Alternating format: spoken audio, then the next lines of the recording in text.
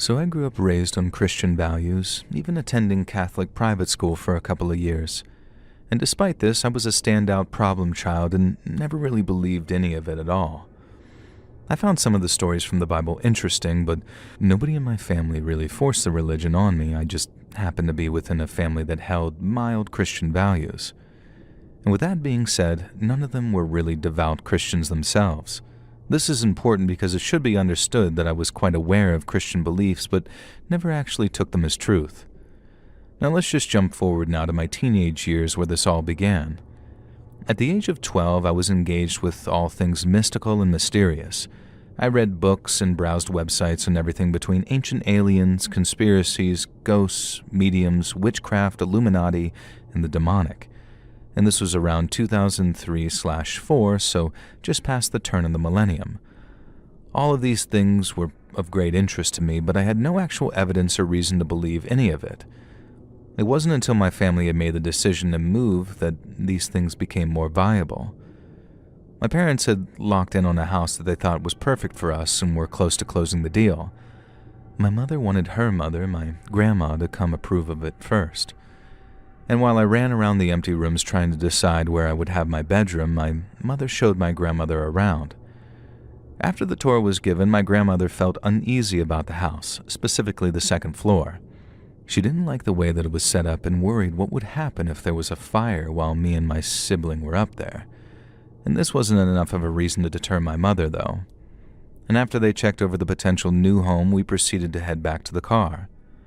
While on the drive, my mother mentioned to my grandma how she was weirded out because she could have sworn that she saw a little girl staring at her from the second floor window. Now this led my parents to investigating the history of this house, and they had found to their amazement that there was in fact a fire on the second floor of this house many years prior, and that a young girl had perished in those flames. And with that said, that strange coincidence was not enough to stop them from trying to buy the house. It was actually the fact that upon inspection there was found to be a roach infestation, and my mother would not have any part of that. And this led us to finding our actual new home in another nearby town. This house was approved of much quicker and had the okay of my grandmother as well. So a couple of business days go by and we are pretty much all moved in and set at our new home. And this is when we get a knock at our door. Turns out it was the woman who had previously lived there who sold us the house. She wanted to pass a message on to us. The message being that her mother had died in the house and that she would occasionally appear, but that we shouldn't worry because she was friendly and was just attached to the house. Now, we will keep this on the back burner for now. Now, cut to a few weeks later, I had made a new best friend who lived down the street from me. My house number was 112 and his was 12, and I thought that was pretty cool, but no special meaning there. Now, it wasn't long before I became close with this family, and they in turn became close with my parents. We would regularly visit each other's homes for get-togethers. The first get-together we had, my friend's parents asked mine about the move, where my parents filled them in on the details.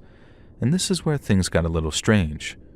To our surprise, my friend's family actually lived in the house that we were looking at prior for a good decade. And when they proceeded to say that they moved because the house was incredibly haunted, they said that there were 2 different ghosts in that house, one of which was a young girl, and the other, a malevolent old man. This shocked my family, and so far, intuition was on point. My friend had 3 older brothers, 2 younger brothers, and 2 younger sisters, one of whom they adopted, and they also ran a daycare out of their house, so it was quite packed on the daily. Each of the older brothers had traumatizing hauntings happen to them in that house, and the oldest brother, who was 21 at the time, still wouldn't sleep with the lights off because of it. And this was the first point in my life where I've seen multiple people confirming and agreeing upon spiritual activities in a real capacity. Now let's jump forward to about the age of 14. Now, following my same interests, I was fascinated with the ideas of ghosts and spirits.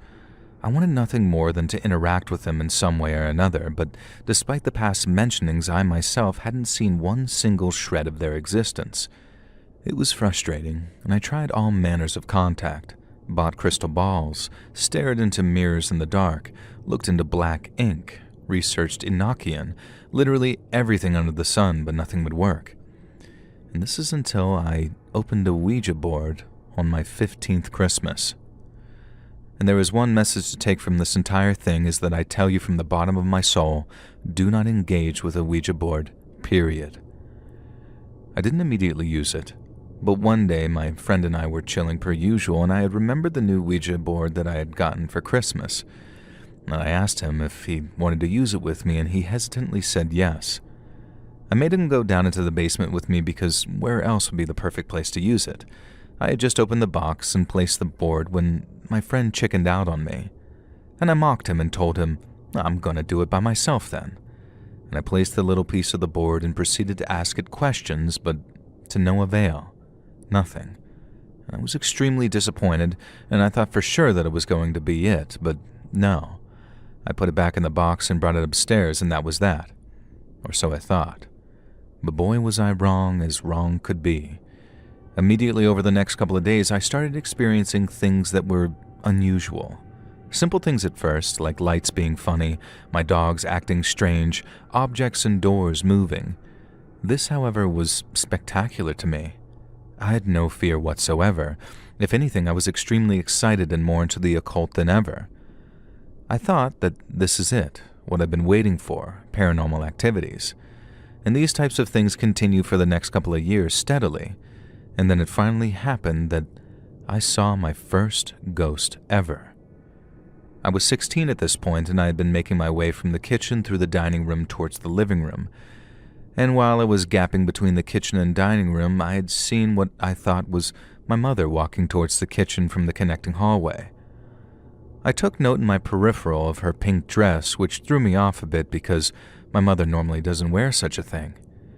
It wasn't until I made my way through the dining room to the living room where I had seen my mother and father sitting on the couch watching a movie.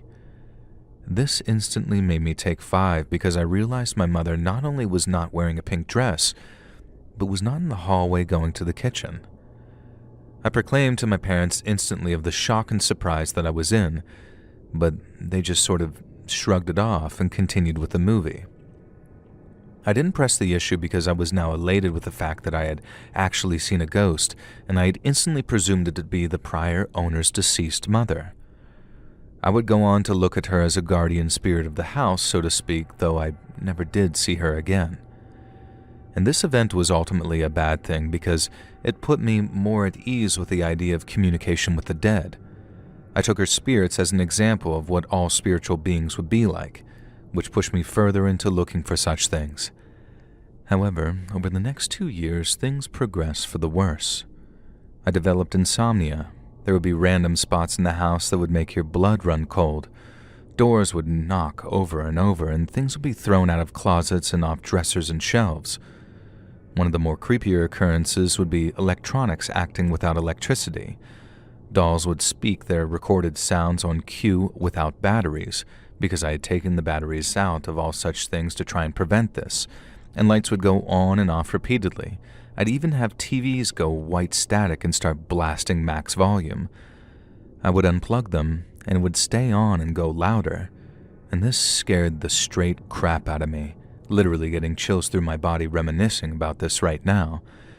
And these weren't things where I would question other possibilities. These were things seen as nothing other than what they were, impossibilities.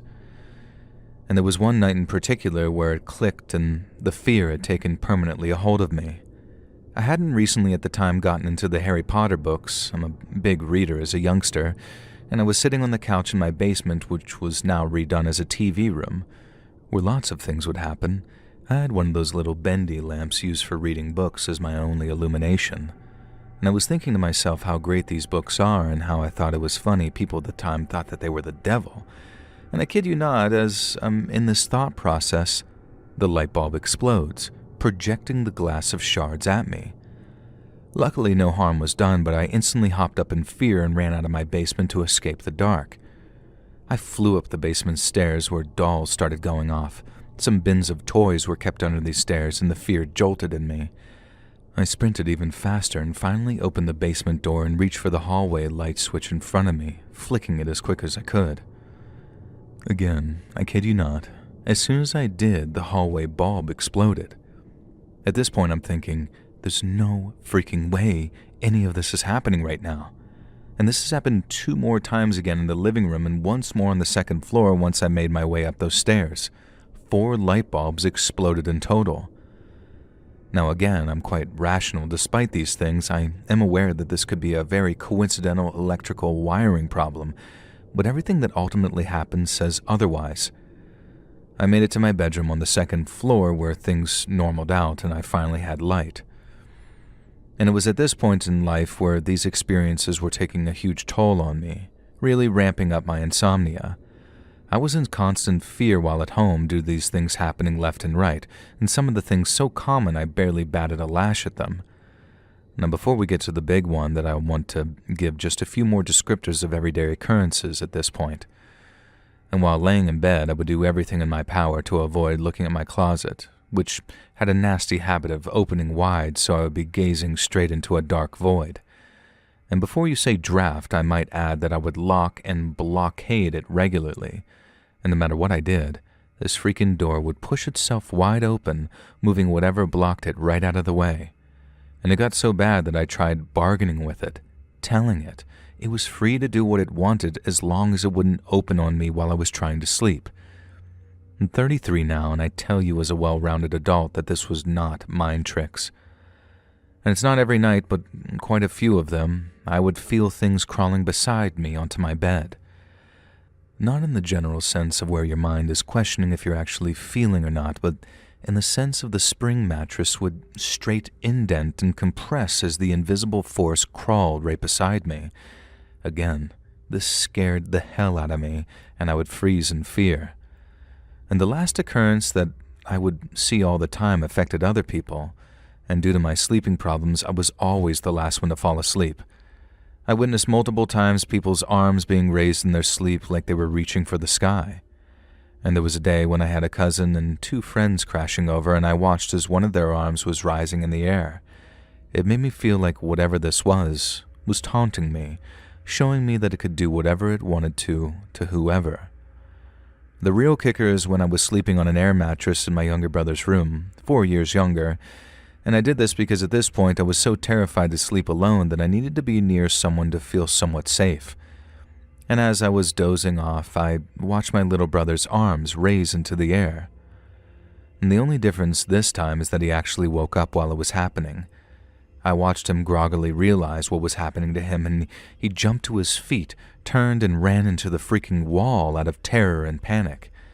And I legit started laughing because I had never seen anything so absurd and shocking in my entire life. And the way his feet moved like an old cartoon, like he was Sonic the Hedgehog, the way the blankets jumbled beneath his scurrying feet, and the sheer speed at which he'd hopped up and darted into the wall. Safe to say, both my brother nor I got any sleep that night. So, if you made it thus far, you understand at this point whatever is going on has been ramping up and becoming more bothersome by the day, and this is where we climax.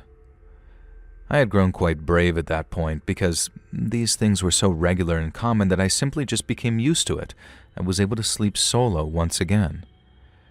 So there I am, lying down on the couch against the furthest back wall in my basement. This was generally where I slept and hung out at this point in life. I had 3 dogs, one of which was a little white chihuahua named Baby, and she was the most timid, docile, scaredy cat of a dog that you can imagine. Everyone who has pets understands that you come to learn the general behavior of them, and I had just turned off the lights and popped onto my back where my little baby jumped up to sleep on my chest like she always does. And this is where the single most terrifying thing of my life happened. Baby instantly goes to alert and stands up growling in the darkness. She does not ever act like this, and her fur is raised and her fangs are bared. I can immediately perceive that this little dog is trying to defend me from something despite her tiny stature. And this puts me on full alert, and I sit up to also peer into the darkness while she just stood guard on my lap. And the next thing I know, she cowers, her tail goes between her legs, and she whimpers and flees. And before I can gauge what's happening, my arms were pinned straight down to my side, and my back was forced straight down into the couch.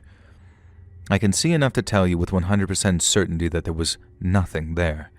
While forced down, it feels as if I was pushed 5 feet through the couch, like my soul was straight pushed out of my body.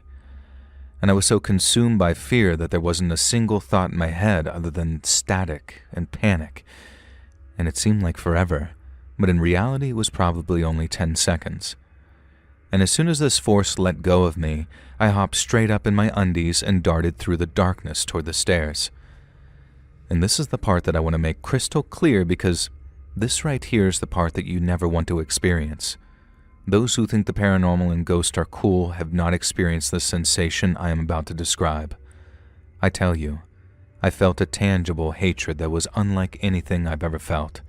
It was the feeling of something that hated every fiber of your being and wanted nothing more than to destroy every last bit of you in the most malevolent way possible.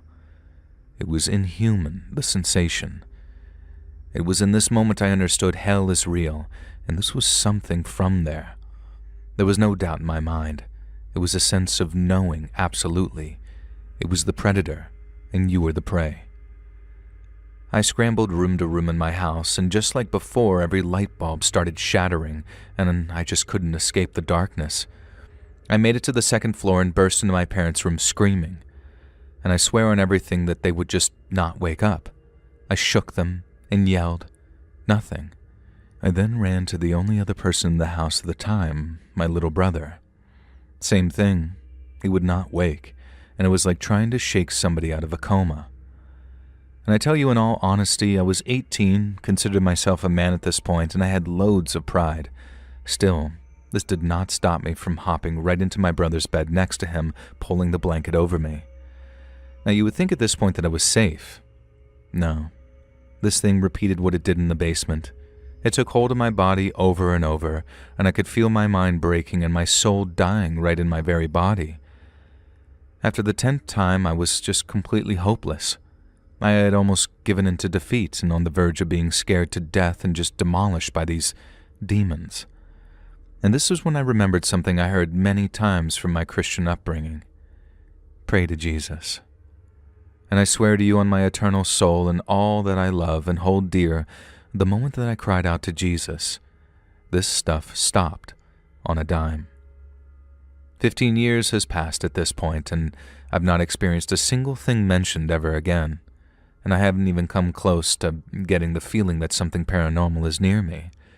Every single bit of the experience has vanished. And for the next year straight, I started praying at night, spending at least 15 minutes per night before going to bed through all my prayers. And though I don't pray as much, and I am every bit as faithful, if not more, at this point in my life, however, that's not the complete end to this saga. The very next morning, I tried to explain to my parents what had happened.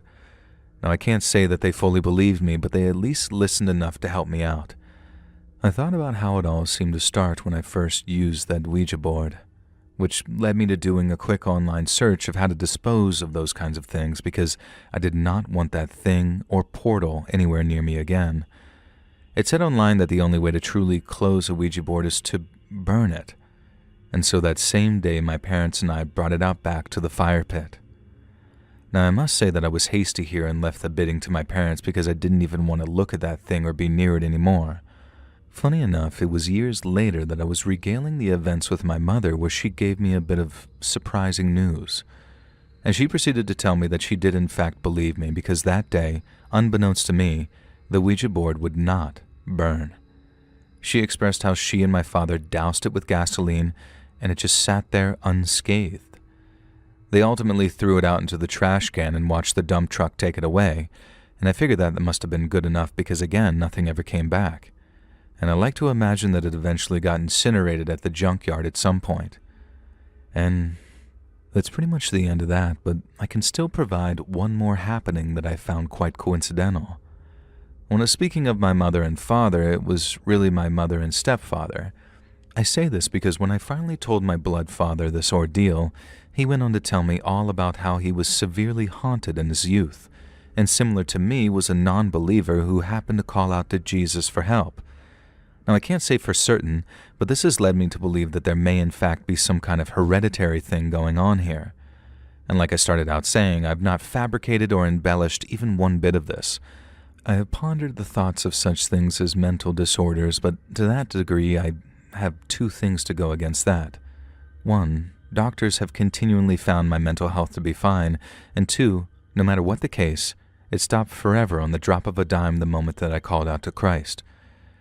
And there may be a few more things that I'm blanking on at the moment because I've been writing this for the past 2 hours or so, and I'm getting to that point where my brain is starting to fizzle, but I'm more than happy to take on and answer any questions about my demonic experience.